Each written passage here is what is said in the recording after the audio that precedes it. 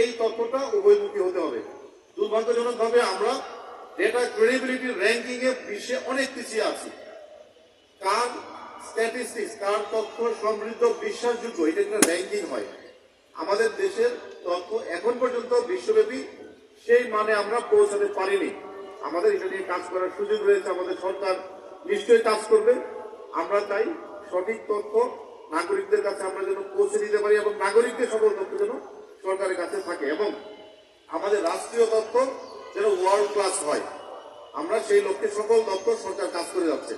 আমরা আজকে এখানে 32টা 31 বা 32টা স্টল রয়েছে। এখানে বিভিন্ন সরকারি এবং বেসরকারি দপ্তরও রয়েছে। তারা কি সেবা দেয় নাগরিকরা জানবে, তাদের প্রশ্নের উত্তর দিবে। আমরা নাগরিকদের জন্য আজকের এই মেলার আয়োজন করেছি। আমরা চাই এর মাধ্যমে দপ্তরগুলোর সাথে মানুষের একটা সম্পর্ক স্থাপিত হবে। আমি আর কথা বাড়াতে চাই না, সকলের জন্য আমরা সেবা নিশ্চিত করতে চাই। এই লক্ষ্যে আজকের এই মেলা সফল হোক, এই প্রত্যাশা করে আজকের এই মেলার শুভ উদ্বোধন ঘোষণা করছি।